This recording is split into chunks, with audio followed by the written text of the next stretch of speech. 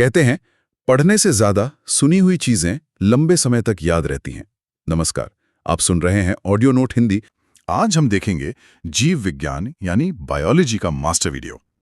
इस वीडियो में हम बायोलॉजी के सभी चैप्टर को पूरी तरह से समझेंगे और हर एक टॉपिक कवर करेंगे, जो सभी प्रकार की परीक्षाओं के लिए बहुत ही महत्वपूर्ण है। तो चलिए पहला टॉपिक देखते हैं, जीव विज्ञान का परिचय। जी, तो सबसे पहले जीव विज्ञान है क्या? देखिए, एकदम आसान भाषा में कहें तो ये जिंदा चीजों की पढ़ाई है, मतलब सजीवों का अध्ययन। और ये जो शब्द है बायोलॉजी, इसका इस्तेमाल भी तो सबसे पहले लेमार्क और ट्रेवरियनस ने किया था, शायद 1802 में। बिल्कुल सही। और ये शब्द खुद ग्रीक से आया है। बायोस मतलब जीवन और लोगोस मतलब अध्ययन। तो जीवन का अध्ययन। हाँ, जीवन का अध्ययन। तो फिर ये कैसे तय होता है कि कोई चीज सजीव है भी या नहीं? मतलब सजीवों में ऐसी क्या खास बात होती है? हाँ, देखिए, विज्ञान ने इसके लिए कुछ पैमाने तय किए हैं। मुख्य रूप से 6 विशेषताएं हैं जो सजीवों को निर्जीवों से अलग करती हैं। 6? अच्छा जी, पहली है श्वसन यानी रेस्पिरेशन, सांस लेना। हाँ। फिर है वृद्धि यानी ग्रोथ। उसके बाद पोषण न्यूट्रिशन और पाचन मतलब डाइजेशन। ठीक है। 5वीं है उत्सर्जन एक्सक्रीशन। और छठी जो सबसे जरूरी है वो है प्रजनन यानी रिप्रोडक्शन। अगर हम इसे एक उदाहरण से समझें, जैसे पौधे। जी क्या पौधे सजीव हैं? बिल्कुल है। उनमें भी तो वृद्धि होती है, वो प्रकाश संश्लेषण से अपना पोषण लेते हैं जी, और फूलों के जरिए प्रजनन भी करते हैं। लेकिन उनमें उत्सर्जन का क्या मतलब? इंसानों की तरह कोई खास अंग तो नहीं होता? नहीं, अंग नहीं होता, लेकिन उनका तरीका अलग है। वो अपने उत्सर्जी पदार्थ, मतलब जो बेकार पदार्थ हैं, उन्हें अपनी पत्तियों, छाल, फलों या बीजों से बाहर निकाल देते हैं। अच्छा, तो हाँ, पौधे निश्चित रूप से सजीव हैं। तो मतलब अगर हम देखें, मेज निर्जीव है, पौधे सजीव हैं और कॉकरोच वो भी सजीव है। बिल्कुल। अब इतने सारे सजीव हैं तो इनको समझने के लिए विज्ञान ने इन्हें अलग अलग शाखाओं में बांटा होगा, है ना? हाँ, मोटे तौर पर बायोलॉजी की 2 सबसे बड़ी शाखाएं हैं। कौन कौन सी? एक है जंतु विज्ञान जूलॉजी, जिसमें हम सारे जीव जंतु और इंसानों के बारे में पढ़ते हैं। और दूसरी? दूसरी है वनस्पति विज्ञान यानी बॉटनी, जिसमें सभी पेड़ पौधों का अध्ययन होता है। और परीक्षाओं में तो अक्सर इनके जनक, मतलब फाउंडर्स के बारे में बहुत पूछा जाता है। जी, ये बहुत महत्वपूर्ण है। जंतु विज्ञान के जनक हैं अरस्तु, एरिस्टोटल। अरस्तु। और वनस्पति विज्ञान के जनक हैं थियोफ्रेस्टस। थियोफ्रेस्टस। अच्छा, और इन्हें जनक क्यों कहा जाता है? मतलब इन्होंने ऐसा क्या खास किया था? देखिए, अरस्तु ने एक किताब लिखी थी, हिस्टोरिया एनिमलियम। उसमें उन्होंने लगभग 500 तरह के जानवरों का वर्णन किया था। 500 उस जमाने में? जी, और ठीक वैसे ही थियोफ्रेस्टस ने अपनी किताब हिस्टोरिया प्लांटेरम में लगभग 500 तरह के पौधों के बारे में लिखा। मतलब इन्होंने ही सबसे पहले एक तरह से लिस्ट बनानी शुरू की। बिल्कुल, एक व्यवस्थित अध्ययन शुरू किया। हाँ, और कुछ और नाम भी हैं जो याद रखने चाहिए, जैसे जीव विज्ञान के जनक भी तो अरस्तु ही हैं, है ना? हाँ, अरस्तु को ही बायोलॉजी का जनक भी माना जाता है। और कोशिका विज्ञान, साइटोलॉजी, उसके जनक हैं रॉबर्ट हुक। रॉबर्ट हुक, जिन्होंने कोशिका की खोज की थी। तो किसी भी जीव के शरीर की सबसे छोटी इकाई कोशिका यानी सेल होती है। जी, और जब बहुत सारी कोशिकाएं एक साथ मिलती हैं तो वो ऊतक यानी टिश्यू बनाती हैं। ऊतकों से अंग, ऊतकों के समूह से अंग यानी ऑर्गन, और कई अंग मिलकर बनाते हैं अंग तंत्र, ऑर्गन सिस्टम। और फिर अंग तंत्र से एक पूरा जीव, एक ऑर्गेनिज्म तैयार होता है। सही।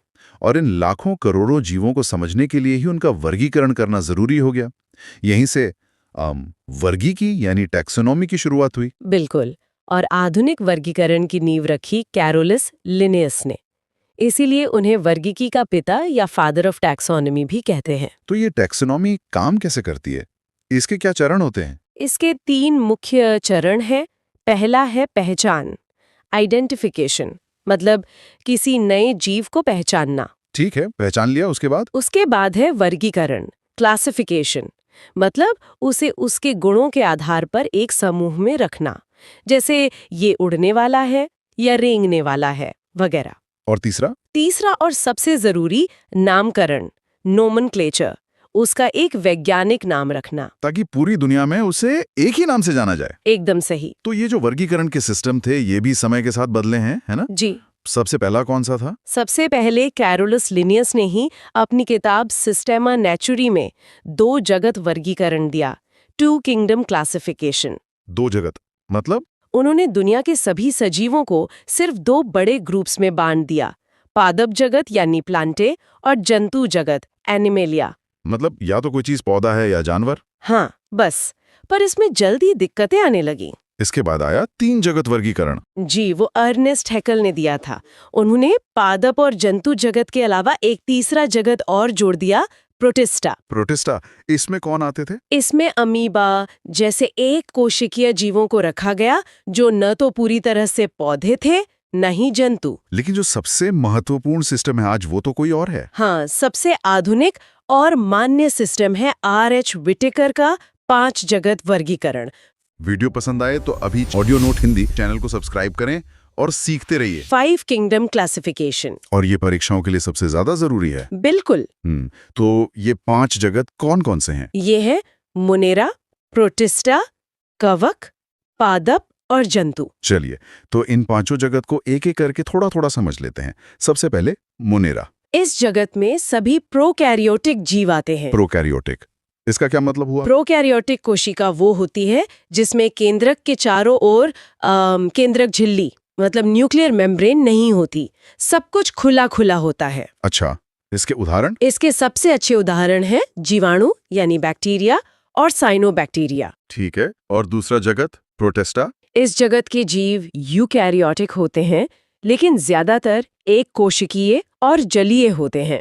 यूकैरियोटिक मतलब जिनमें असली केंद्रक होता है। जी, जिनमें केंद्रक झिल्ली होती है। इसका सबसे अच्छा उदाहरण है अमीबा। हाँ, और इसमें एक बहुत खास जीव भी है, यूग्लिना। उसे तो पादप और जंतु के बीच की कड़ी कहते हैं। बिल्कुल, क्योंकि वो दोनों की तरह व्यवहार करता है। मतलब? जब रोशनी होती है तो वो पौधों की तरह प्रकाश संश्लेषण करता है, और जब अंधेरा होता है तो वो जानवरों की तरह शिकार करता है। अरे वाह, ये तो बहुत दिलचस्प है ना? हाँ। अच्छा, तीसरा जगत है कवक, फंगाई। हाँ, जैसे मशरूम या ईस्ट। हाँ, ये विषम पोषी होते हैं, मतलब अपना भोजन खुद नहीं बनाते। ये तो सड़ी गली चीजों पर उगते हैं। जी, इसीलिए इन्हें मृत जीवी भी कहते हैं। ये मरे हुए कार्बनिक पदार्थों से अपना पोषण लेते हैं। ठीक है, चौथा जगत पादप जगत, प्लांटे। ये तो सीधा है। इसमें सभी तरह के पेड़ पौधे आते हैं जो प्रकाश संश्लेषण करते हैं। ये हमारे इकोसिस्टम के उत्पादक यानी प्रोड्यूसर्स हैं। और आखिरी 5वां जगत जंतु जगत, एनिमेलिया। जी, इसमें सभी बहुकोशिकीय यूकेरियोटिक जीव जंतु आते हैं, जैसे हाइड्रा, जेलीफिश से लेकर सरीसृप यानी रेप्टाइल्स, पक्षी और स्तनधारी जीव। और इंसान भी इसी में शामिल है। हाँ, हम सब जंतु जगत का ही हिस्सा है। तो चलिए अब अगला अध्याय देखते हैं, जानवरों और पौधों के वैज्ञानिक नाम। मेरा मतलब सबसे पहला और बुनियादी सवाल तो यही है कि इन मुश्किल से लगने वाले नामों की जरूरत ही क्यों पड़ी? ये सवाल बहुत अच्छा है क्योंकि यहीं से मतलब सारी कहानी शुरू होती है। आप सोचिए, हम जिसे भारत में शेर कहते हैं, स्पेन में उसे लियोन कहते हैं। जानवर एक ही है पर नाम अलग अलग। तो अगर कोई भारतीय वैज्ञानिक किसी स्पेनिश वैज्ञानिक से बात करना चाहे तो थोड़ी उलझन हो जाएगी। मतलब एक कंफ्यूजन को दूर करने के लिए एक कॉमन नाम जो पूरी दुनिया में चले। बिल्कुल, और इस सिस्टम की जो शुरुआत है वो 18वीं शताब्दी में स्वीडन के एक वैज्ञानिक थे, कार्ल लिनेस, उन्होंने की थी। Karl Linnaeus? हाँ, इसे कहते हैं द्विनाम पद्धति या बाइनोमियल नोमेनक्लेचर, और उन्होंने इसके कुछ कह सकते हैं पक्के नियम भी बनाए। अच्छा, तो ये नियम क्या है? क्योंकि मुझे लगता है परीक्षा के लिए ये बहुत जरूरी हो सकते हैं। हाँ बिल्कुल, मुख्य तौर पर 6 नियम हैं। पहला, सभी वैज्ञानिक नाम लैटिन भाषा में होंगे। पर लैटिन ही क्यों? मतलब कोई और भाषा क्यों नहीं? वो इसलिए क्योंकि लैटिन एक डेड लैंग्वेज, एक मृत भाषा मानी जाती है। अच्छा, मतलब अब ये आम बोलचाल में नहीं है, तो इसके शब्दों के अर्थ बदलते नहीं हैं, इससे एक स्थिरता बनी रहती है। ठीक है, ये तो समझ आया। और दूसरा नियम? दूसरा नियम है कि हर नाम में 2 शब्द होंगे। 2 शब्द? जैसे हम इंसानों के लिए होमोसेपियंस। बिल्कुल, और यहीं पर तीसरा और चौथा नियम आता है। पहला शब्द यानी होमो उस जीव के वंश मतलब जीनस को बताता है। जीनस। और दूसरा शब्द सेपियंस उसकी जाति यानी स्पीशीज को बताता है। और मैंने देखा है कि इन्हें लिखने का भी एक खास तरीका होता है। यह हमेशा तिरछे अक्षरों में होते हैं। सही पकड़ा आपने। ये 5वां और छठा नियम है। वंश का नाम हमेशा कैपिटल लेटर से शुरू होगा, जैसे होमो में एच। ओके। और जाति का नाम हमेशा स्मॉल लेटर से। और जैसा आपने कहा, छपाई में ये इटैलिक में होते हैं, और अगर हाथ से लिखें तो दोनों को अलग अलग अंडरलाइन करते हैं। ठीक है, तो ये सिस्टम सिर्फ एक नाम नहीं बल्कि एक तरह का वैज्ञानिक पता है। चलिए अब कुछ उदाहरणों से समझते हैं। इंसानों का तो हम जान गए, होमो सेपियंस। मेंढक के बारे में बताइए, ये बहुत पूछा जाता है। मेंढक का नाम उसकी आवाज से जुड़ा है। मेंढक की आवाज को हम कहते हैं टर्राना। हाँ, टर टर। बस उसी से मिलता जुलता नाम है, राना टिग्रीना। अरे वाह, राना टिग्रीना, ये तो याद रखने में आसान है। अच्छा, बिल्ली का क्या? बिल्ली अब एक घरेलू जानवर है ना? हाँ। तो घरेलू के लिए अंग्रेजी शब्द है डोमेस्टिक। हाँ, बस यहीं से उसका नाम बना फेलिस डोमेस्टिका। Felis domestica. हाँ। और कुत्ता, वो भी तो घरेलू है। कुत्ता इंसानों के साथ बहुत जल्दी घुल मिल जाता है, मतलब फैमिलियर हो जाता है। इसी से उसका नाम बना कैनिस फैमिलियरिस। ये तो बड़ा दिलचस्प है। मतलब ये नाम रटने के लिए नहीं है, इनके पीछे एक तर्क भी है। बिल्कुल। चलिए अब भारत के राष्ट्रीय पक्षी मोर की बात करते हैं। मोर का नाम है पावो क्रिस्टेटस। अब इसे याद रखने की एक मजेदार कहानी है। बताइए। कहते हैं कि मोर अपने पाँवों को देखकर रोता है, मतलब क्राई करता है। तो पाओ और क्राई से बना पावो क्रिस्टेटस। ये कहानी तो अब हमेशा याद रहेगी। ये बस याद रखने के लिए है। सही है। अच्छा, गाय और भैंस। भारत में गाय को एक तरह से बॉस का दर्जा देते हैं ना? हाँ, कह सकते हैं। तो बस इसी से याद रखिए, बॉस इंडिकस। और भैंस यानी बफलो का नाम उससे मिलता जुलता है, बुबालस बुबालिस। Bos indicus. अच्छा, इंडिकस का मतलब इंडिया से है क्या? बिल्कुल। ये शब्द अक्सर उन प्रजातियों के लिए इस्तेमाल होता है जो भारतीय उपमहाद्वीप में पाई जाती हैं। अच्छा, अब जंगल की तरफ चलते हैं। शेर और बाघ। शेर यानी लायन का नाम है पैंथेरा लियो। लियो को आप लायन से जोड़ सकती हैं। पैंथेरा लियो, ठीक है। और बाघ? बाघ यानी टाइगर का नाम है पैंथेरा टाइग्रिस। टाइग्रिस को टाइगर से। एक मिनट, दोनों के नाम में पैंथेरा कॉमन है, इसका क्या मतलब हुआ? आपने बिल्कुल सही पॉइंट पकड़ा। यही इस सिस्टम की खूबसूरती है।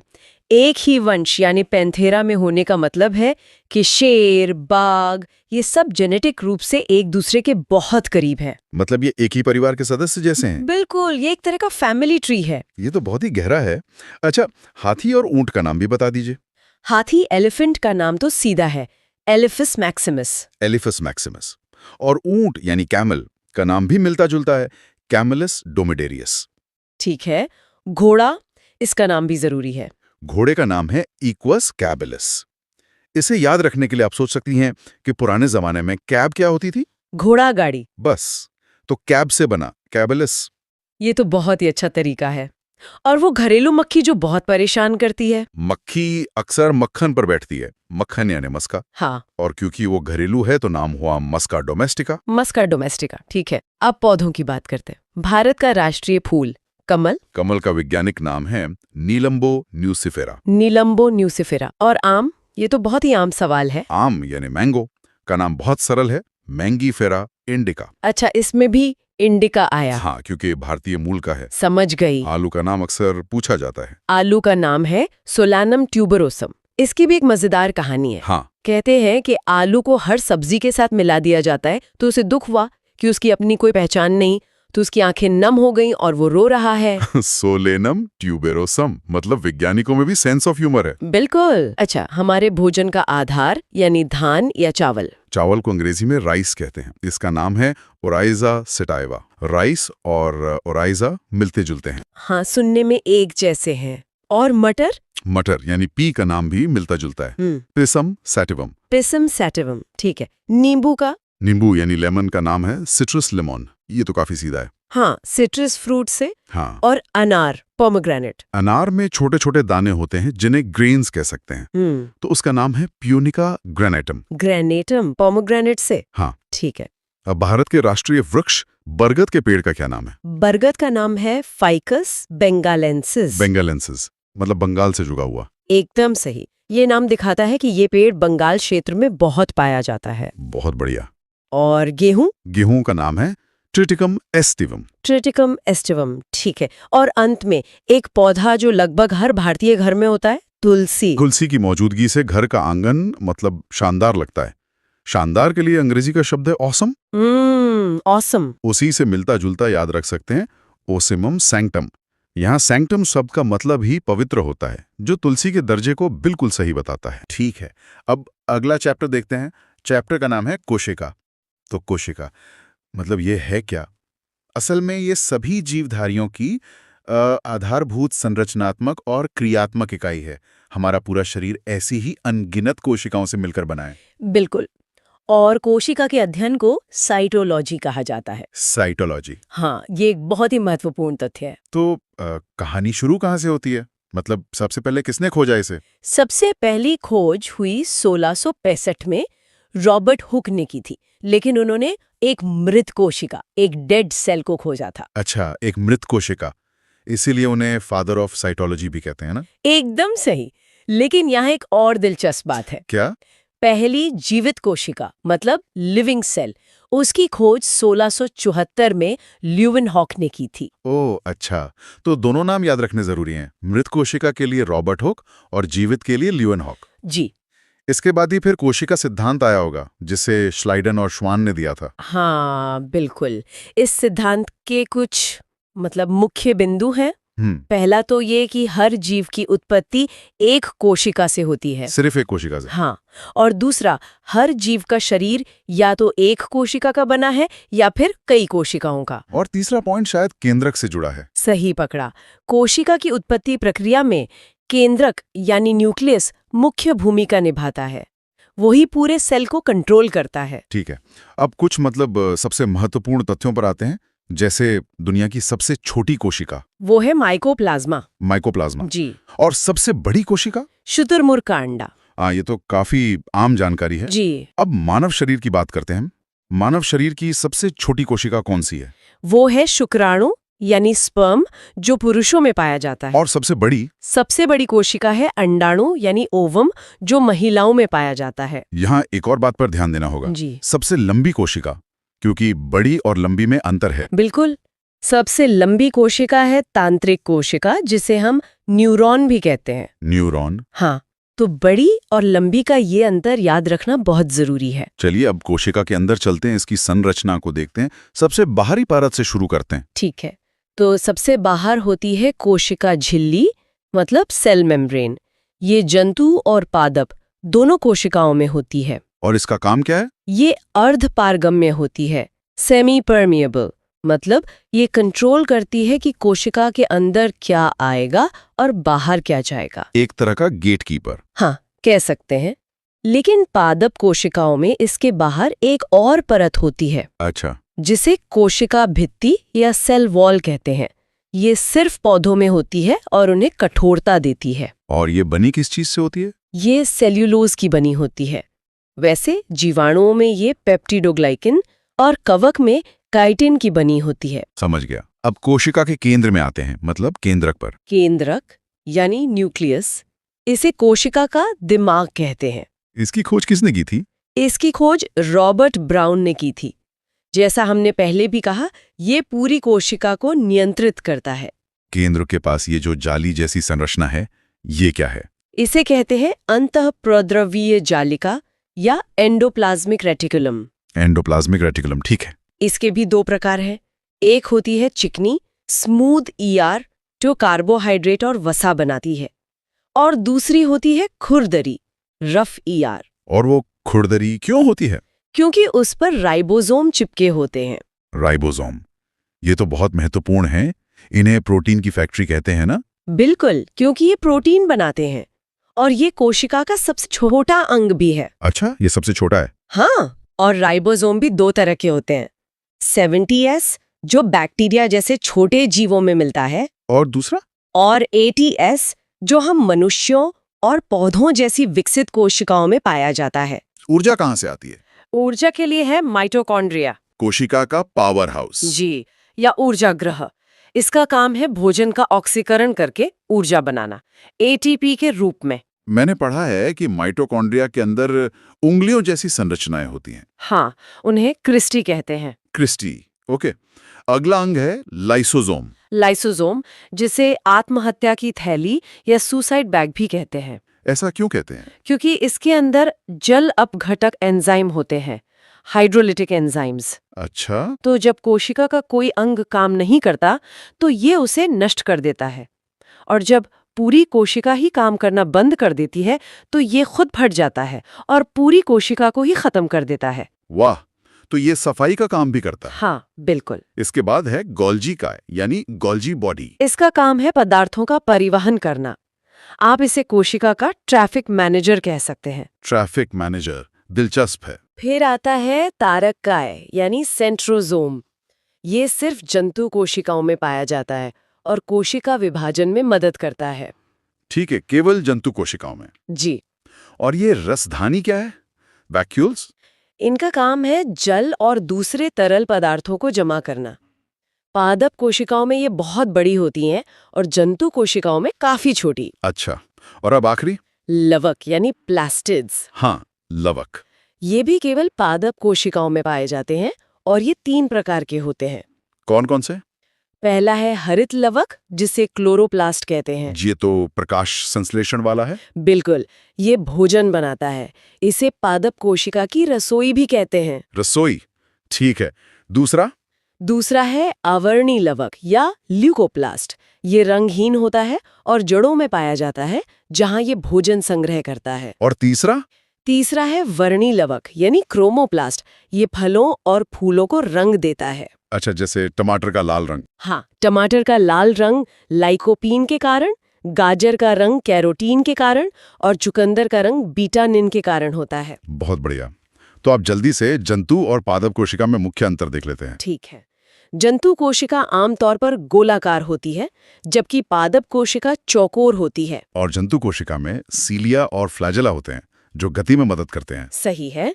और पादप कोशिका में, जैसा हमने देखा, कोशिका भित्ति, लवक और एक बहुत बड़ी रसधानी होती है जो जंतु कोशिका में नहीं होती। ठीक है। कोशिकाओं को एक और आधार पर भी बांटा गया है, प्रोकैरियोटिक और यूकैरियोटिक। प्रोकैरियोटिक और यूकैरियोटिक, इनमें क्या फर्क है? प्रोकैरियोटिक कोशिकाएं मतलब अर्धविकसित होती हैं।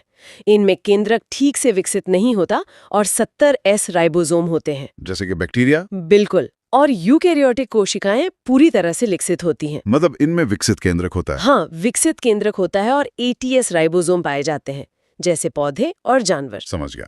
मतलब प्रोकैरियोटिक अविकसित हैं और यूकैरियोटिक पूरी तरह से विकसित। एकदम सही। कोशिका विभाजन। कभी सोचा है कि वीडियो पसंद आए तो अभी ऑडियो नोट हिंदी चैनल को सब्सक्राइब करें और सीखते रहिए। एक छोटा सा काट या कोई घाव, वो कुछ दिनों में कैसे ठीक हो जाता है और त्वचा एकदम पहले जैसी हो जाती है, या ये कि हम एक छोटे से बच्चे से एक पूरे वयस्क के रूप में कैसे विकसित होते हैं। इन सब सवालों का जवाब दरअसल एक ही प्रक्रिया में छिपा है, कोशिका विभाजन।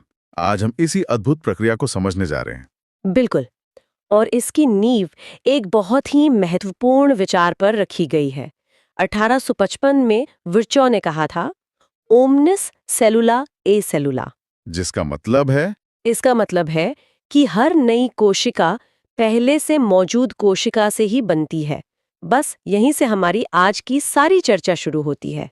ठीक है, तो शुरू करने से पहले हम अक्सर ये मदर सेल और डॉटर सेल जैसे शब्द सुनते हैं। इनका क्या मतलब है? अरे बहुत सरल है। देखिए, जो मूल कोशिका विभाजित होती है उसे मातृक कोशिका या मदर सेल कहते हैं। अच्छा।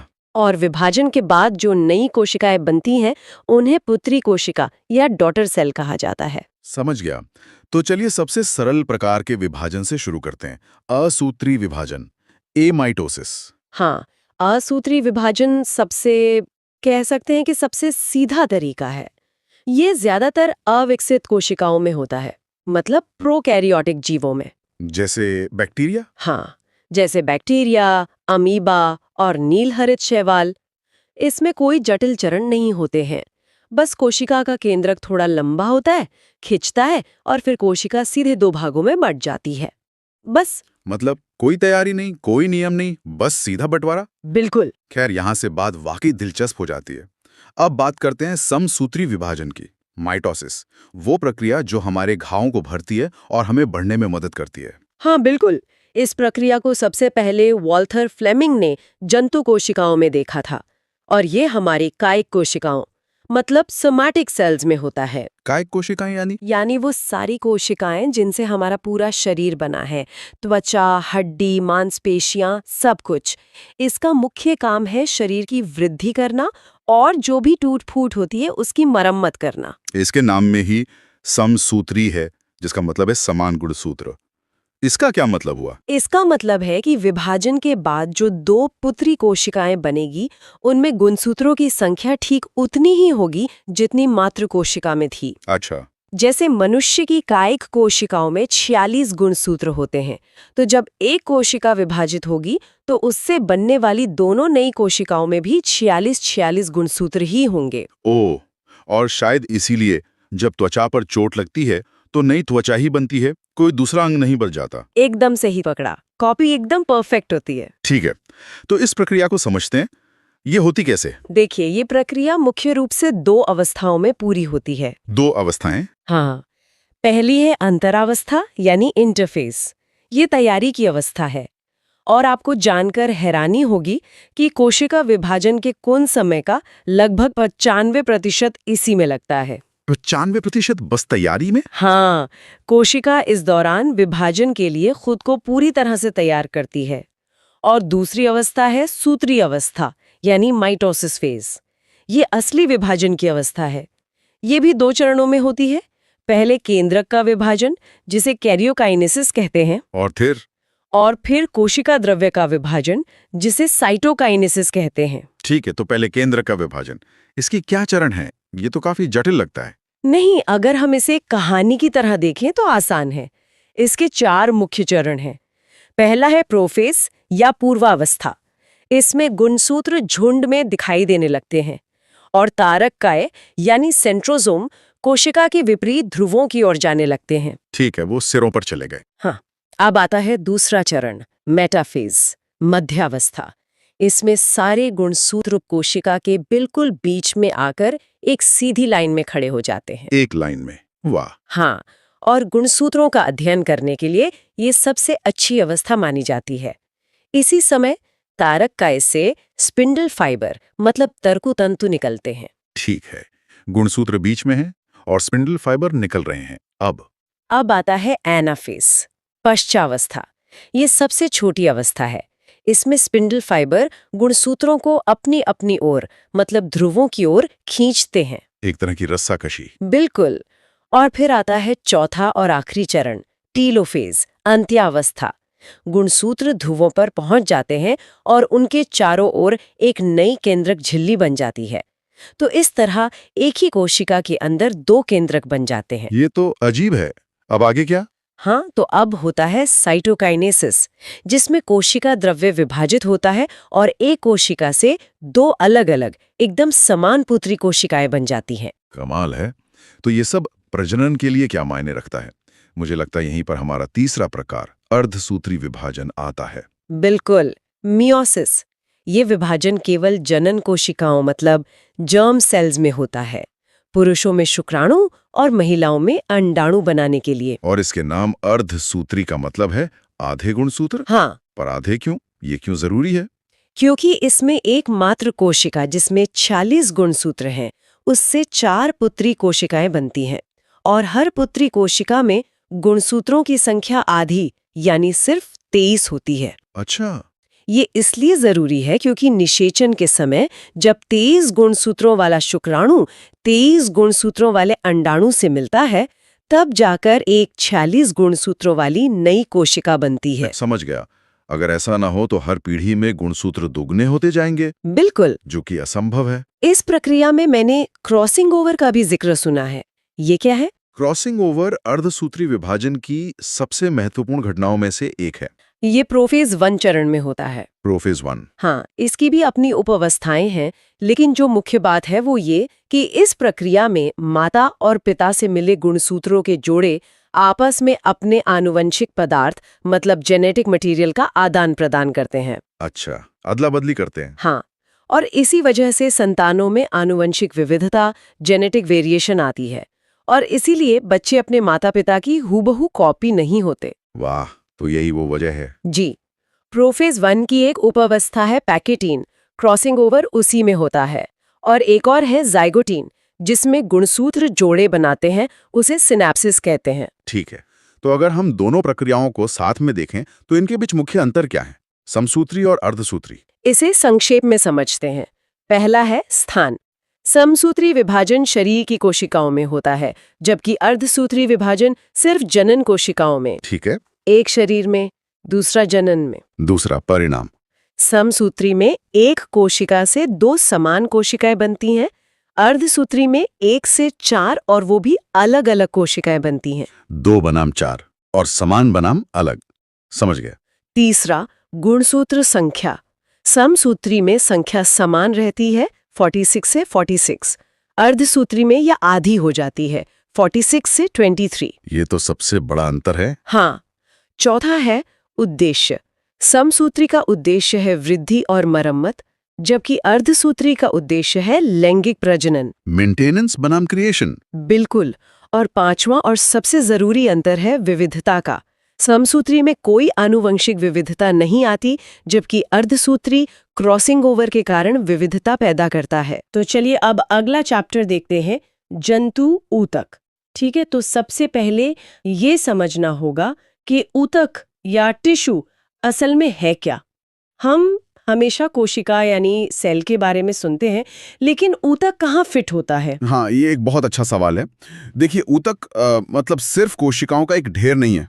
इसे ऐसे समझिए कि ये एक विशेषज्ञ टीम है। विशेषज्ञ टीम। हाँ, सबसे छोटी इकाई तो कोशिका ही है, लेकिन जब कई एक जैसी कोशिकाएं एक खास काम करने के लिए एक साथ आती हैं, तो वो ऊतक बनाती हैं। अच्छा, तो ये एक तरह का स्पेशलाइजेशन है। हाँ, मतलब कोशिका से ऊतक, ऊतक से अंग, जैसे हमारा पेट या दिल। बिल्कुल। और ऊतकों के समूह से अंग बनता है, फिर अंग तंत्र और उसे पूरा शरीर। और ऊतक के इसी अध्ययन को हिस्टोलॉजी कहते हैं। हिस्टोलॉजी। और ये शब्द टिश्यू, ये सबसे पहले किसने इस्तेमाल किया था? टिश्यू शब्द का प्रयोग सबसे पहले एक फ्रांसीसी वैज्ञानिक थे, बिशॉक, उन्होंने किया था। लेकिन हिस्टोलॉजी की जो शुरुआत है, उसका श्रेय इटली के वैज्ञानिक मार्सेलो मैलपिघी को जाता है। इसीलिए उन्हें फादर ऑफ हिस्टोलॉजी भी कहा जाता है। चलिए, तो हो गई इसकी बुनियाद। अब इसे और गहराई से समझते हैं। जंतु ऊतक ये कितने प्रकार के होते हैं? मोटे तौर पर देखें तो जंतु ऊतक 4 मुख्य प्रकार के होते हैं। 4 प्रकार के? हाँ। पहला है उपकला ऊतक, मतलब एपिथेलियल टिश्यू। ये शरीर की बाहरी और भीतरी परत बनाता है। ठीक है। दूसरा है पेशी ऊतक, यानी मस्कुलर टिश्यू, जिससे मांसपेशियां बनती हैं और गति होती है।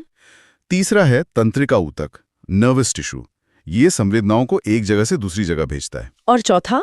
और चौथा है संयोजी ऊतक या कनेक्टिव टिश्यू। इसका काम है शरीर के अलग अलग अंगों को, आप कह सकती हैं, जोड़ने का। अच्छा, तो एक एक करके इन्हें समझते हैं। सबसे पहले उपकला ऊतक, आपने कहा ये परत बनाता है। हाँ। तो इसका मुख्य काम क्या हुआ? सुरक्षा देना? बिल्कुल।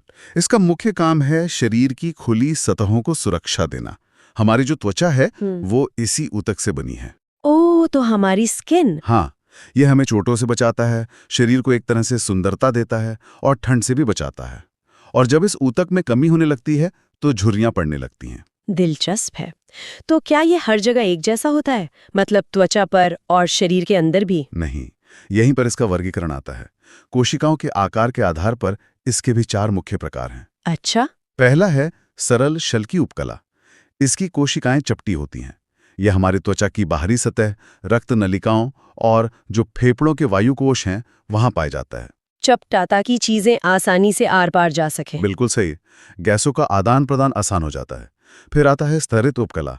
इसमें कोशिकाओं की कई परतें होती हैं। ये त्वचा को कटने फटने से बचाती है। एक मोटी दीवार की तरह। हाँ, कह सकते हैं। तीसरा है घनाकार उपकला। इसकी कोशिकाएं, जैसा नाम से ही पता चल रहा है, घन के आकार की होती हैं। और इसका काम? इसका मुख्य काम है स्राव और अवशोषण, जैसे हमारी लार ग्रंथियों में या गुर्दे की नलिकाओं में। ठीक है। और चौथा? चौथा है स्तंभाकार उपकला। इसकी कोशिकाएं लंबी और पतली होती हैं, स्तंभ जैसी। ये हमारे आंतों की अंदरूनी परत में पाया जाता है, जहां उंगली जैसी संरचनाएं होती हैं। तो ये हो गया उपकला ऊतक। अब आते हैं पेशी ऊतक पर। जैसा कि नाम से ही पता चल रहा है, इसका संबंध तो मांसपेशियों से ही होगा। एकदम सही। ये ऊतक लंबी और पतली कोशिकाओं से बना होता है जो हमारे शरीर की मांसपेशियां बनाती हैं। इनमें एक खास तरह का प्रोटीन होता है। प्रोटीन? हाँ, संकुचनशील प्रोटीन या कॉन्ट्रैक्टाइल प्रोटीन। इसी के कारण हम अपनी मांसपेशियों को सिकोड़ और फैला सकते हैं, जिससे गति होती है। तो क्या हम अपनी सभी मांसपेशियों को अपनी मर्जी से हिला सकते हैं? मेरा मतलब, जैसे हम हाथ हिलाते हैं, क्या पेट की मांसपेशियों को भी वैसे ही कंट्रोल कर सकते हैं? नहीं, और इसी आधार पर पेशी ऊतक 3 तरह के होते हैं। 3 तरह के? हाँ, पहली है रेखीय या स्वैच्छिक पेशी। ये वो हैं जो हड्डियों से जुड़ी होती हैं और जिन पर हमारा नियंत्रण होता है, जैसे हाथ, पैर और गर्दन की मांसपेशियां। ठीक है, वॉलंटरी मसल्स। और दूसरी हैं अरेखीय या अस्वैच्छिक पेशी। इन पर हमारा कोई नियंत्रण नहीं होता। ये शरीर के भीतरी अंगों में होती हैं, जैसे आहार नली और आमाशय। वहां भोजन अपने आप पचता है, हमें सोचना नहीं पड़ता। और एक दिल भी तो है, वो भी तो एक पेशी है, पर वो हमारी मर्जी से नहीं धड़कता। तो वो क्या अस्वैच्छिक है? हाँ, लेकिन वो एक तीसरी बहुत खास कैटेगरी में आता है, हृदय पेशी या कार्डियक मसल। यह सिर्फ और सिर्फ हृदय में पाई जाती है और ये भी अस्वैच्छिक ही होती है। मतलब हमारा दिल हमारी मर्जी से नहीं धड़कता। ये तो बहुत जरूरी है। अच्छा, तो अगला है तंत्रिका ऊतक। ये तो शरीर के कम्युनिकेशन सिस्टम जैसा लगता है। बिल्कुल सही कहा आपने।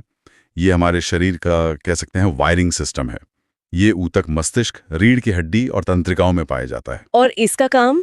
इसका काम है संवेदनाओं को, जैसे दर्द या स्पर्श, को शरीर के एक हिस्से से दूसरे हिस्से तक बहुत तेजी से पहुंचाना। और इसकी जो कोशिका होती है उसे न्यूरॉन कहते हैं। वही इसकी मुख्य इकाई है। न्यूरॉन, समझ गई। और अब आते हैं आखिरी वाले पर, संयोजी ऊतक, कनेक्टिव टिश्यू। इसका काम क्या है? इसका काम, जैसा नाम से पता चल रहा है, शरीर के विभिन्न अंगों को एक दूसरे से जोड़ना है। ये एक तरह का, आप कह सकती हैं, गोंद है जो शरीर को एक साथ रखता है। गोंद? इसके कुछ उदाहरण देंगे? क्या हड्डियां भी इसी में आती हैं? हाँ, हड्डियां इसका सबसे अच्छा और सबसे ठोस उदाहरण है। अच्छा। इसके अलावा और भी कई उदाहरण हैं, जैसे अस्थि यानी बोन। ये शरीर को सहारा और सुरक्षा देती है। इसकी कोशिका को ऑस्टियोसाइट कहते हैं। ऑस्टियोसाइट, ठीक है। फिर है उपास्थि यानी कार्टिलेज। ये एक नरम हड्डी जैसी होती है जो जोड़ों को चिकना बनाती है। ये हमारे कान और नाक के ऊपरी हिस्से में भी पाई जाती है। अच्छा, जो नरम हिस्सा है। हाँ, और इसकी कोशिका को कॉन्ड्रियोसाइट कहते हैं। ठीक है। एक और कंफ्यूजन जो अक्सर होता है वो है टेंडन और लिगामेंट में। हाँ, ये बहुत जरूरी है। दोनों ही संयोजी ऊतक हैं। देखिए, टेंडन जो है वो मांसपेशियों को हड्डी से जोड़ता है। मांसपेशी से हड्डी? हाँ, और लिगामेंट वो एक हड्डी को दूसरी हड्डी से जोड़ता है। इसे याद रखना आसान है। लिगामेंट हड्डी से हड्डी को जोड़ता है। ये तो बहुत काम की जानकारी है। और कोई उदाहरण है इसका? हाँ, एक और बहुत महत्वपूर्ण उदाहरण है जो शायद सबसे अनोखा है, वो है रक्त। खून। खून एक संयोजी ऊतक है। हाँ, रक्त एकमात्र तरल संयोजी ऊतक है। ये भी तो पूरे शरीर में पोषक तत्वों और ऑक्सीजन को एक अंग से दूसरे अंग तक पहुंचाकर उन्हें जोड़ता ही है। तो चलिए अब अगला चैप्टर देखते हैं, पोषक पदार्थ और विटामिन। जी बिल्कुल, एक बहुत ही जरूरी विषय है ये। अक्सर हम सोचते हैं कि हम दाल चावल या रोटी खा रहे हैं, पर शरीर इसे कैसे समझता है? ये बहुत अच्छा सवाल है। देखिए, शरीर को दाल या चावल से मतलब नहीं है। वो सिर्फ भोजन में मौजूद रासायनिक घटकों को पहचानता है। पोषक पदार्थ यानी न्यूट्रिएंट्स। हाँ बिल्कुल, न्यूट्रिएंट्स। यही वो चीजें हैं जिनसे शरीर को ऊर्जा मिलती है। वो खुद की मरम्मत करता है और बीमारियों से भी लड़ता है। अच्छा, तो समझने के लिए क्या हम इन्हें कुछ ग्रुप्स में बांट सकते हैं? हाँ, आसानी के लिए हम इन्हें 3 टीमों में रख सकते हैं। पहली टीम है एनर्जी देने वालों की, जिसमें कार्बोहाइड्रेट और फैट आते हैं। एनर्जी प्रोवाइडर्स, ठीक है। दूसरी टीम है शरीर बनाने वालों की, मतलब बॉडी बिल्डर्स।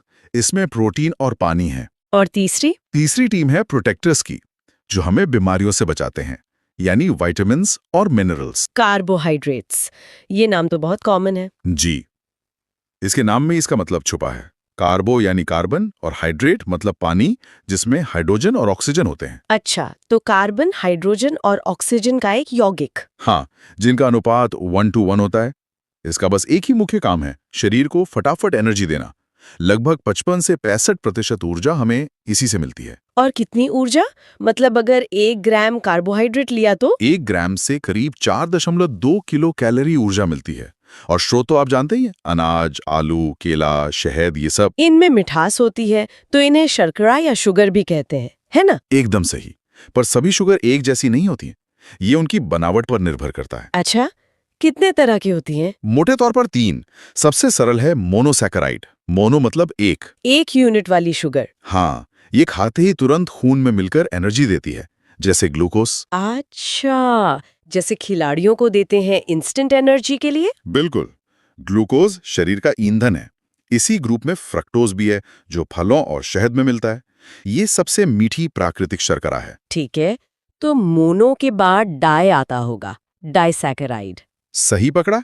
इसमें 2 मोनोसैकेराइड अणु जुड़ जाते हैं, जैसे अपनी नॉर्मल चीनी सुक्रोज, वो ग्लूकोज और फ्रुक्टोज से बनती है। और दूध में भी तो एक शुगर होती है? हाँ, लैक्टोज, वो ग्लूकोज और गैलेक्टोज से बनती है। और अंकुरित अनाज में मॉल्टोज होता है। और तीसरा प्रकार पॉलीसैकेराइड। पॉली मतलब बहुत सारे। जी हाँ, ये हजारों मोनोसैकेराइड की एक बहुत लंबी और जटिल चेन होती है। इसका काम है ऊर्जा को स्टोर करना। जैसे पौधों में स्टार्च? बिल्कुल।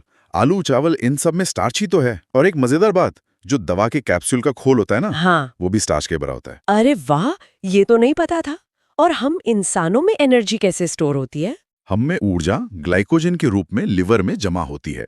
ये भी एक पॉलीसैकेराइड है। तो ये हो गए कार्बोहाइड्रेट्स, लेकिन लंबे समय के लिए एनर्जी स्टोर करने का काम तो फैट करता है ना? एकदम। यहीं पर हमारी दूसरी एनर्जी प्रोवाइडर टीम आती है, वसा, यानी फैट्स। अगर कार्ब्स आपकी जेब का कैश है, तो फैट आपके बैंक का फिक्स डिपॉजिट है। क्या बात है, मतलब प्रति ग्राम ज्यादा एनर्जी? बहुत ज्यादा। 1 ग्राम वसा से 9.3 किलो कैलोरी ऊर्जा मिलती है, सबसे ज्यादा। और इसके स्रोत? मक्खन, घी, दूध, तेल, मांस, ये सब। ये ऊर्जा देने के अलावा हमारे अंगों को चोट से भी बचाता है और शरीर का तापमान भी कंट्रोल करता है। लेकिन फैट्स में गुड फैट और बैड फैट वाली बात हमेशा सुनते हैं, ये क्या है? ये जानना बहुत जरूरी है। पहला है संतृप्त वसा या सैचुरेटेड फैट, जैसे मक्खन, घी। ये कोलेस्ट्रॉल बढ़ाता है, तो इसे कम खाना चाहिए। और गुड फैट? वो है असंतृप्त वसा या अनसैचुरेटेड फैट। मूंगफली, जैतून का तेल, इनमें मिलता है। ये हानिकारक कोलेस्ट्रॉल को हटाने में मदद करता है। और एक ट्रांस फैट भी होता है कहते हैं, वो सबसे खराब है? ट्रांस फैट सबसे खतरनाक है। ये होता तो अनसैचुरेटेड फैट ही है, पर इसे फैक्ट्रियों में प्रोसेस करके बदला जाता है। क्यों? ताकि खाने की शेल्फ लाइफ बढ़ जाए। लेकिन इस प्रोसेस में ये इतना बदल जाता है कि शरीर इसे पहचान नहीं पाता और ये सीधे बुरे कोलेस्ट्रॉल को बढ़ा देता है। जितने भी फास्ट फूड, पिज्जा हैं, सब में यही होता है। समझ गई। तो अब आते हैं बॉडी बिल्डर्स पर, मतलब प्रोटीन। जी, प्रोटीन। इसकी बनावट में कार्बन, हाइड्रोजन, ऑक्सीजन के साथ साथ नाइट्रोजन भी होता है। ये 20 तरह के अमीनो एसिड से बनता है। अमीनो एसिड मतलब? Building blocks. बिल्कुल। जैसे ईंटों से घर बनता है, वैसे ही अमीनो एसिड से प्रोटीन बनता है, और प्रोटीन से हमारा शरीर। तो इसका मुख्य काम शरीर बनाना और उसकी मरम्मत करना है। एकदम सही। अंगों, मांसपेशियों, ऊतकों का विकास और उनकी टूट फूट ठीक करना। वैसे जरूरत पड़ने पर ये ऊर्जा भी दे सकता है, कार्ब्स के बराबर। और इसके सबसे अच्छे स्रोत कौन से हैं? पौधों में तो सोयाबीन सबसे बेस्ट है। करीब 42% प्रोटीन होता है। फिर दालें, दूध, पनीर, अंडा, मांस, ये सब है। शरीर के अंदर भी तो खास तरह के प्रोटीन होते होंगे। बहुत सारे, जैसे खून में हीमोग्लोबिन, जो ऑक्सीजन पहुंचाता है। हाँ। हड्डियों में कोलेजन होता है। कोलेजन, ये तो मैंने सुना है। हाँ, और कोलेजन मानव शरीर में सबसे ज्यादा मात्रा में पाया जाने वाला प्रोटीन है। हमारी मांसपेशियों में एक्टिन और मायोसिन होते हैं। बाल और नाखून भी केराटिन प्रोटीन से बने। वाह। और अगर बच्चों में इसकी कमी हो जाए तो बहुत गंभीर बीमारियां हो सकती हैं। एक है क्वाशियोरकर, जिसमें हाथ पैर सूख जाते हैं और पेट फूल जाता है। और दूसरी है मेरास्मस या सूखा रोग। इसमें शरीर पूरी तरह सूख जाता है। ये तो काफी गंभीर है। अब आते हैं हमारी तीसरी टीम पर, प्रोटेक्टर्स, यानी मिनरल्स और विटामिन्स। जी। पहले खनिज यानी मिनरल्स की बात करते हैं। इनकी बहुत कम मात्रा में जरूरत होती है, पर इनके बिना काम नहीं चलता। जैसे कैल्शियम। हाँ, कैल्शियम हड्डियों और दांतों के लिए जरूरी है। कमी से ऑस्टियोपोरोसिस हो जाता है। और आयरन की कमी से तो एनीमिया होता है। सही कहा। वीडियो पसंद आए तो अभी ऑडियो नोट हिंदी चैनल को सब्सक्राइब करें और सीखते रहिए। आयरन हीमोग्लोबिन का मुख्य हिस्सा है। इसके लिए पालक, हरी सब्जियां खानी चाहिए। इसी तरह आयोडीन थायराइड ग्रंथि के लिए जरूरी है, जिसकी कमी से घेंघा रोग होता है। ठीक है। अब आते हैं सबसे दिलचस्प हिस्से पर, विटामिन। ये ऊर्जा तो देते नहीं, फिर इतने जरूरी क्यों हैं? आपने सही कहा, ये ऊर्जा नहीं देते। आप इन्हें शरीर की फैक्ट्री का मैनेजर समझ सकती हैं। ये खुद काम नहीं करते, पर इनके बिना कोई काम ठीक से होता भी नहीं। मतलब ये मेटाबॉलिज्म को कंट्रोल करते हैं? बिल्कुल, ये मेटाबॉलिज्म को नियंत्रित करते हैं और हमें रोगों से बचाते हैं। 1912 में कश्मीर फंक ने ये विटामिन शब्द दिया था। विटामिन बी और सी पानी में घुलनशील हैं, मतलब ये शरीर में जमा नहीं होते और एक्स्ट्रा होने पर बाहर निकल जाते हैं। तो इन्हें हमें रोज लेना पड़ता होगा? हाँ, रोज इनकी जरूरत होती है। जबकि विटामिन ए, डी, ई और के वसा में घुलनशील हैं। ये हमारे फैटी टिश्यू में जमा हो जाते हैं। चलिए कुछ जरूरी विटामिन को जल्दी से देख लेते हैं। Vitamin A. विटामिन ए यानी रेटिनॉल, ये आंखों के लिए बेहद जरूरी है। कमी से रतौंधी या नाइट ब्लाइंडनेस हो जाती है। गाजर, सुनहरा चावल, आम इसके अच्छे स्रोत हैं। अगला विटामिन सी, इसे घाव भरने वाला विटामिन भी कहते हैं। हाँ, एस्कॉर्बिक एसिड, ये कोलेजन बनाने में मदद करता है, जो त्वचा के लिए जरूरी है। इसलिए ये घाव जल्दी भरता है। इसकी कमी से स्कर्वी रोग होता है। और ये खट्टे फलों में मिलता है, जैसे आंवला, नींबू? बिल्कुल, आंवला इसका सबसे अच्छा स्रोत है। और विटामिन डी यानी सनशाइन विटामिन? जी, कैल्सिफेरॉल, हमारी त्वचा इसे सूरज की रोशनी में बनाती है। ये शरीर में कैल्शियम को सोखने में मदद करता है। इसकी कमी से तो बच्चों में रिकेट्स होता है ना? हाँ, बच्चों में रिकेट्स, जिसमें हड्डियां मुड़ जाती हैं, और बड़ों में ऑस्टियोमलेशिया। अब बात करते हैं विटामिन ई की। इसे ब्यूटी विटामिन भी कहते हैं। सही है। विटामिन ई या टोकोफेरॉल एक एंटीऑक्सीडेंट है जो त्वचा को स्वस्थ रखता है। ये जनन क्षमता के लिए भी जरूरी है। इसकी कमी से महिलाओं में बांझपन और पुरुषों में नपुंसकता की समस्या हो सकती है। और आखिरी विटामिन के। विटामिन के यानी फिलोक्विनोन, इसका सबसे बड़ा काम है खून का थक्का बनाना। अगर इसकी कमी हो तो चोट लगने पर खून बहना बंद नहीं होगा। ये तो हुए फैट में घुलनशील। अब आते हैं उस बड़े परिवार पर, विटामिन बी कॉम्प्लेक्स। हाँ, ये एक पूरा परिवार है और हर सदस्य का अपना एक खास काम है। इसमें सबसे जरूरी कौन कौन से हैं? वैसे तो सभी जरूरी हैं, पर B1 थायमिन की कमी से बेरी-बेरी रोग होता है। B2 की कमी से त्वचा फटती है। मैंने B3 की कमी से होने वाले पेलाग्रा के बारे में पढ़ा है, जिसे 4D सिंड्रोम कहते हैं। हाँ, विटामिन B3 यानी नियासिन, 4D सिंड्रोम, क्योंकि इसके 4 चरण हैं: डायरिया, डर्मेटाइटिस, डेमेंशिया और अंत में डेथ। बाप रे। और B9 यानी फॉलिक एसिड? वो गर्भवती महिलाओं के लिए बहुत जरूरी है। और फिर आता है B12, साइनोकोबालामीन। इसकी क्या खास बात है? इसमें कोबाल्ट धातु पाई जाती है और ये ज्यादातर मांस, अंडे और पनीर में ही मिलता है, पौधों में नहीं। तो इसकी कमी से भी एनीमिया होता है? हाँ, एनीमिया और पांडु रोग, जिसे पीलिया भी कहते हैं, हो सकता है। अब अगला चैप्टर देखते हैं, मानव रक्त। चलिए रक्त की मूल बातों से शुरू करते हैं। रक्त मतलब जिसे हम लिक्विड कनेक्टिव टिश्यू कहते हैं। हाँ, तरल संयोजी ऊतक। तो ये एक संयोजी ऊतक है और इसकी प्रकृति जहां तक मुझे याद है थोड़ी क्षारीय होती है। बिल्कुल, हल्की सी क्षारीय, मतलब अल्कलाइन। इसका पीएच मान होता है 7.4। अच्छा, और एक आम इंसान के शरीर में ये कितना होता है? ये शरीर के कुल वजन का लगभग 7% होता है। 7%? हाँ, तो पुरुषों में ये करीब 5 से 6 लीटर और महिलाओं में 4 से 5 लीटर के आसपास होता है। और इसके अध्ययन को क्या कहते हैं? कोई खास नाम है? हाँ, इसे हेमेटोलॉजी कहते हैं। हेमेटोलॉजी। और वो जो ब्लड प्रेशर मापने वाली मशीन है, उसका नाम तो बहुत मुश्किल है। हाँ, स्फिग्मोमैनोमीटर। स्फिग्मोमैनोमीटर। और एक सामान्य व्यक्ति का ब्लड प्रेशर 120/80 mmg होना चाहिए, है ना? हाँ, यही आदर्श माना जाता है। पर एक सवाल है, ये खून जो इतना जरूरी है, ये शरीर में बनता कहाँ है? बहुत अच्छा सवाल है। वयस्कों में ये अस्थि मज्जा यानी कि बोन मैरो में बनता है। हड्डियों के अंदर? हाँ, हड्डियों के अंदर। लेकिन जब बच्चा माँ के गर्भ में होता है, मतलब भ्रूण अवस्था में, तब तो हड्डियां पूरी तरह विकसित नहीं होती। बिल्कुल सही।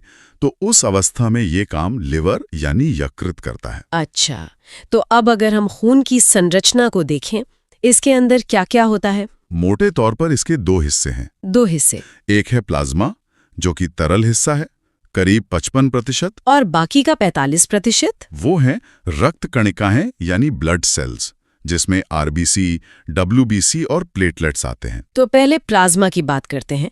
ये जो 55% तरल हिस्सा है, हाँ, तो प्लाज्मा में भी आप देखिए 90% तो पानी ही है। 90% पानी, हाँ, बाकी 7% प्रोटीन है और बचा हुआ ग्लूकोज और लवण वगैरह। मैंने सुना है इसका रंग हल्का पीला होता है। जी, बिलीरुबिन नाम के एक पिगमेंट की वजह से। अच्छा, और इसमें एक बहुत जरूरी प्रोटीन होता है, फाइब्रिनोजन। हाँ, फाइब्रिनोजन।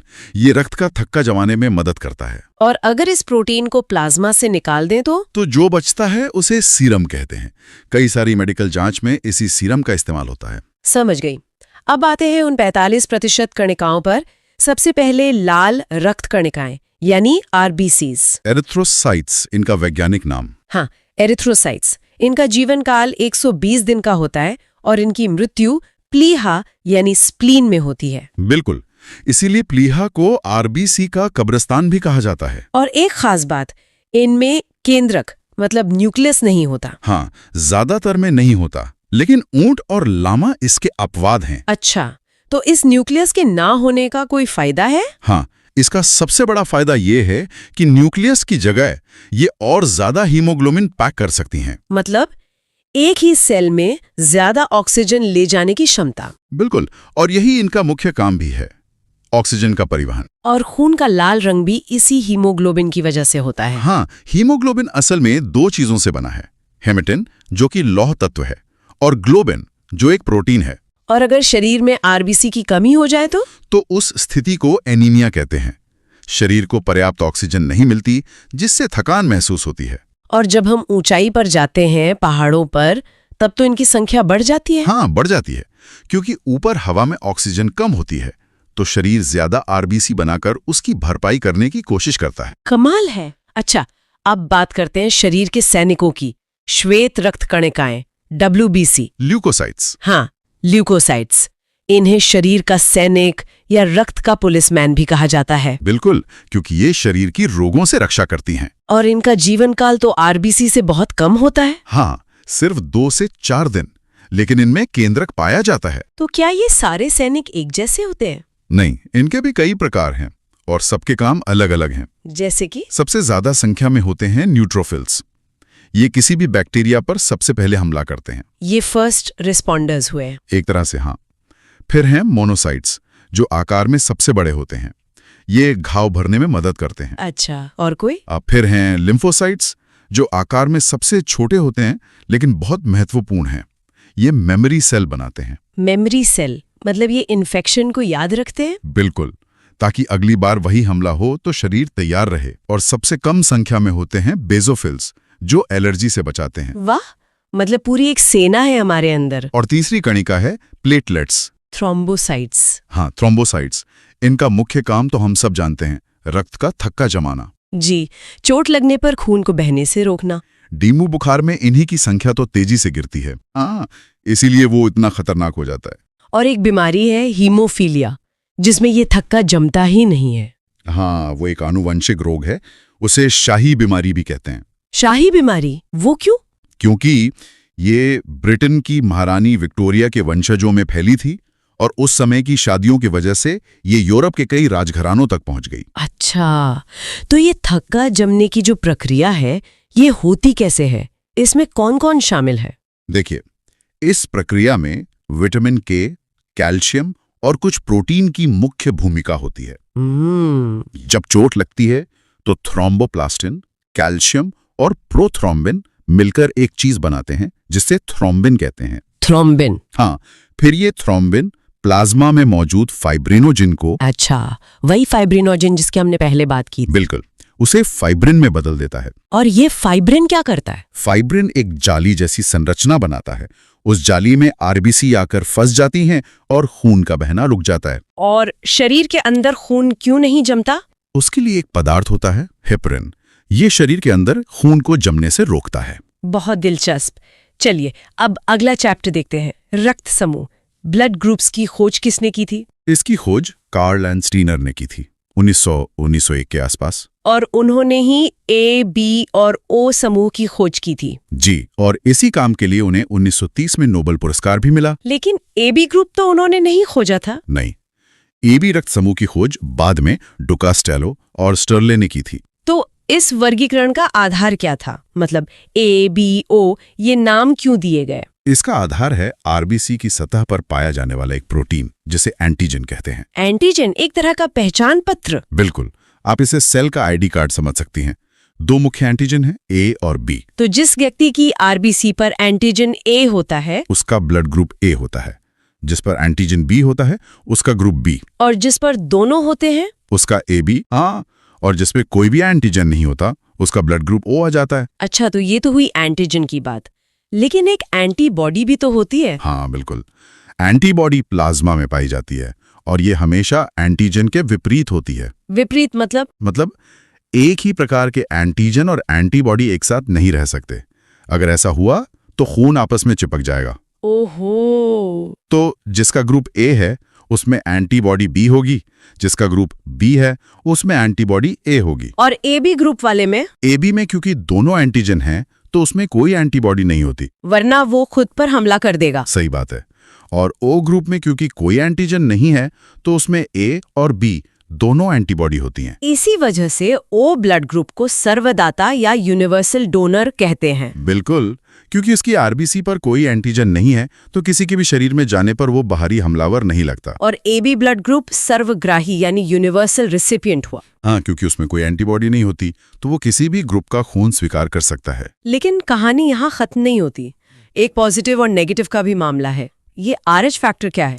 1940 में लैंडस्टीनर और विनर ने एक और एंटीजन खोजा था। अच्छा। हाँ, इसकी खोज रीजस बंदर में हुई थी, इसीलिए इसका नाम आरएच फैक्टर रखा गया। तो जिन लोगों के खून में ये फैक्टर होता है वे आरएच प्लस यानी आरएच प्लस कहलाते हैं, और जिनमें नहीं होता वे आरएच नेगेटिव आरएच माइनस कहलाते हैं। तो इसका मतलब असली यूनिवर्सल डोनर तो ओ नेगेटिव हुआ। एकदम सही, क्योंकि उसमें न तो ए बी एंटीजन है न ही आरएच एंटीजन, वो पूरी तरह से खाली है। और असली universal recipient A B positive हुआ। बिल्कुल। इस आरएच फैक्टर की वजह से गर्भावस्था में भी एक समस्या हो सकती है ना? Erythroblastosis fetalis. हाँ, यह एक गंभीर स्थिति है। यह तब हो सकती है जब पिता का रक्त आरएच प्लस हो और माता का आरएच माइनस। तो इसमें होता क्या है? अगर उनका पहला बच्चा आरएच प्लस होता है तो डिलीवरी के समय मां का शरीर उस आरएच फैक्टर के खिलाफ एंटीबॉडी बना लेता है। पहली प्रेगनेंसी में कोई दिक्कत नहीं होती? नहीं, लेकिन अगर दूसरा बच्चा भी आरएच प्लस होता है तो मां के शरीर में जो एंटीबॉडी बनी हुई हैं वो बच्चे की आरबीसी पर हमला कर सकती हैं। ये तो बहुत खतरनाक है। हाँ, ये जानलेवा हो सकता है, पर अब इसका इलाज है। डिलीवरी के बाद मां को एक इंजेक्शन दिया जाता है जो इन एंटीबॉडीज को बनने से रोकता है। अच्छा, अब आखिरी सवाल पर आते हैं। क्या माता पिता के ब्लड ग्रुप से बच्चे का ब्लड ग्रुप पता चल सकता है? हाँ, अनुमान लगाया जा सकता है। इसके कुछ नियम हैं। जैसे अगर एक का ओ और दूसरे का ए है तो बच्चे का ग्रुप या तो ओ होगा या ए। इसी तरह ओ और बी के संयोजन से बच्चे का ग्रुप ओ या बी होगा। और अगर दोनों ही ओ हैं तो बच्चे का ग्रुप सिर्फ और सिर्फ ओ ही हो सकता है। सबसे दिलचस्प केस तो ए और बी का है। हाँ, अगर माँ का पिता ए और बी ग्रुप के हैं तो बच्चे का ब्लड ग्रुप कुछ भी हो सकता है, ए बी या ओ। चारों में से कोई भी? जी। और क्या कोई ऐसा संयोजन है जो मुमकिन ही नहीं है? हाँ, एक नियम हमेशा याद रखना चाहिए, ओ और ए बी की आपस में नहीं बनती। मतलब? अगर माता पिता में से किसी एक का भी ब्लड ग्रुप ए बी है तो बच्चे का ब्लड ग्रुप कभी भी ओ नहीं हो सकता। अच्छा। और इसी का उल्टा, अगर एक अभिभावक ओ है और दूसरा ए बी तो बच्चे का ग्रुप ए या बी होगा, ओ या ए बी नहीं हो तो सकता। आज हमने देखा कंप्लीट बायोलॉजी का पार्ट 1। उम्मीद है ये वीडियो आपको पसंद आया होगा, तो वीडियो को लाइक एंड शेयर करें। ऐसी ही और इंटरेस्टिंग वीडियो देखने के लिए और अपने तैयारी को नए लेवल पर ले जाने के लिए चैनल को सब्सक्राइब जरूर करें। वीडियो पसंद आए तो अभी ऑडियो नोट हिंदी चैनल को सब्सक्राइब करें और सीखते रहिए।